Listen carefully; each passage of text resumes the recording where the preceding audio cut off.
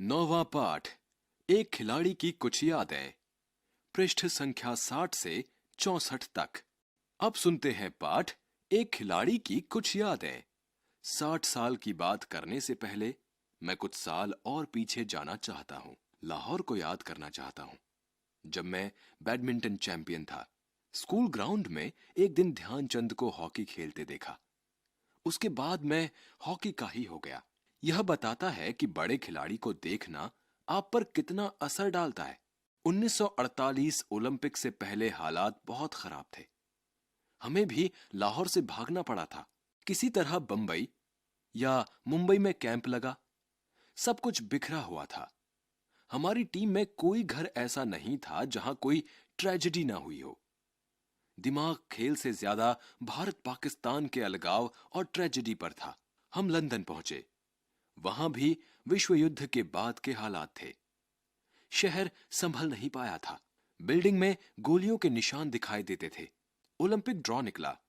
भारत और पाकिस्तान अलग अलग हाफ में थे। सबको यही लग रहा था कि इन्हीं दोनों मुल्कों का फाइनल होगा। सेमीफाइनल में एक दिन हमें हॉलैंड और पाकिस्तान को इंग्लैंड से खेलना था।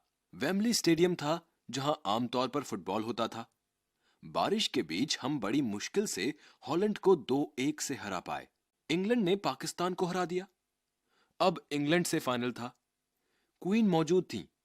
हमने इंग्लैंड को 4-0 से हराया।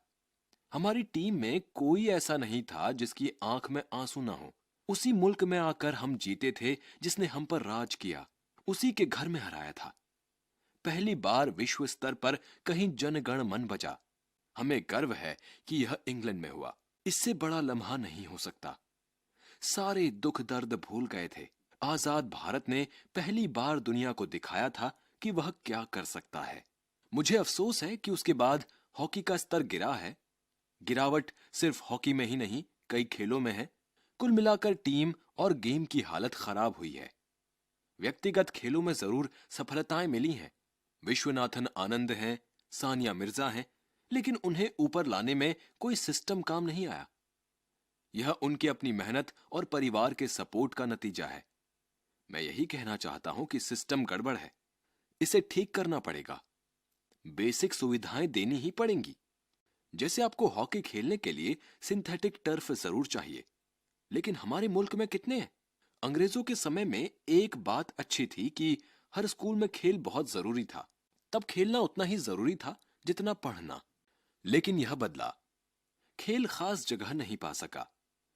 कुछ बदलाव है, लेकिन इतना काफी नहीं है। हर स्कूल में मैदान जरूरी है। आबादी के साथ खेल की जगह खत्म होती जा रही है। हमारे समय में कोचिंग जरूर आज जैसी नहीं थी।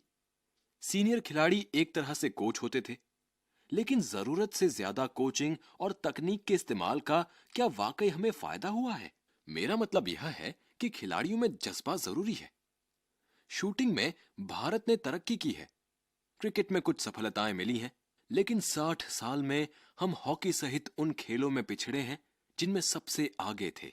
जिनमें आगे आए हैं, वहां सबसे आगे नहीं है।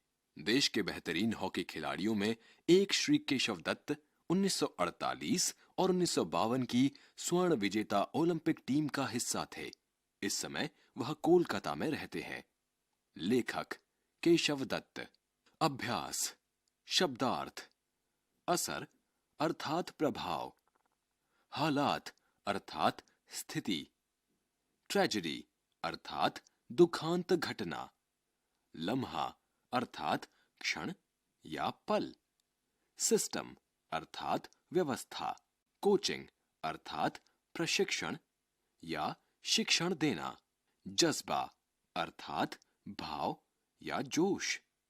शूटिंग अर्थात निशानेबाजी। पहला, पाठ से प्रश्न। क, लेखक बैडमिंटन चैंपियन था। उसे हॉकी खेलने की प्रेरणा किससे और कैसे मिली? ख, इंग्लैंड से मैच जीतने के बाद सबकी आंखों में आंसू क्यों थे? ग, खिलाड़ियों में जज्बा जरूरी है। लेखक ने किस जज्बे की बात की है? यह जज्बा क्यों जरूरी है? दूसरा, याद करना। 60 साल की बात करने से पहले मैं कुछ साल और पीछे जाना चाहता हूं। लाहौर को याद करना चाहता हूं। इन वाक्यों को पढ़ो और बताओ कि क लेखक 60 साल की बात करने के लिए क्या करना चाहता है। ख तुम्हें अगर अपने 3 साल के हिंदी सीखने की बात को कहने को कहा जाए तो उसके लिए क्या क्या करोगे। ग क्या पिछली किसी बात को याद करने के लिए बार बार रटना जरूरी होता है या सोच समझ के साथ उस पर चर्चा, विचार और उसका आवश्यकता अनुसार व्यवहार करना जरूरी होता है। तुम्हें जो भी उचित लगे उसे कारण सहित बताओ। तीसरा, बिखरा हुआ। क पता करो कि कोई सामान, विचार और ध्यान क्यों बिखरता है। ख उनके बिखरने से क्या क्या होता है। ग लेखक का दिमाग खेल से ज्यादा भारत पाकिस्तान के अलगाव और ट्रेजेडी होने के कारण कैसी मुश्किलों में उलझा होगा। चौथा, फिल्म और गीत। फिल्मों में दृश्यों के साथ गीत गाए जाते हैं। फिल्म के अतिरिक्त ऐसे बहुत से अवसर होते हैं जहां उसी के अनुकूल गीत भी गाए बजाए जाते हैं। इस पाठ में भी पहली बार विश्व स्तर पर कहीं जनगण मन बजा का उल्लेख हुआ है।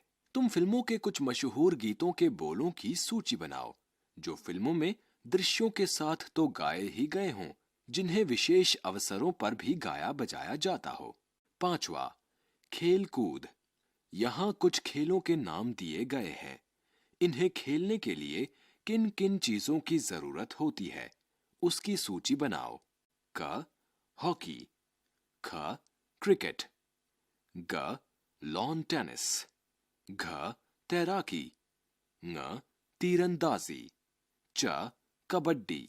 छठा, पता लगाओ। क क्रिकेट, फुटबॉल और हॉकी के मैदान में क्या अंतर होता है। ख क्रिकेट, फुटबॉल और हॉकी में कितने कितने खिलाड़ी होते हैं। ग हॉकी से जुड़े शब्दों की सूची बनाओ। सातवां, तुम्हारी बात।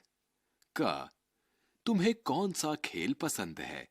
अपने किसी स्थानीय खेल के नियम, खिलाड़ियों की संख्या और सामान के बारे में बताओ। ख अपने जीवन की किसी ऐसी घटना के बारे में बताओ जब तुम्हारी आंखों में आंसू आए हों, जब तुम अपना दुख दर्द भूल गए हो। आठवां, खेल और सिनेमा। क खेलों पर बनी कुछ फिल्मों के बारे में पता लगाओ। उनमें से कुछ फिल्मों के नामों और उनमें दर्शाए गए खेलों के नामों को साथ मिलाकर एक सूची बनाओ। कक्षा में उन फिल्मों के बारे में बातचीत भी करो।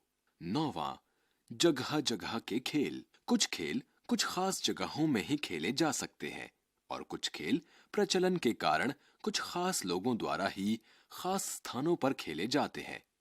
बताओ कि क कौन से खेल अंदर खेले जाते हैं। ख कौन से खेल बाहर खेले जाते हैं।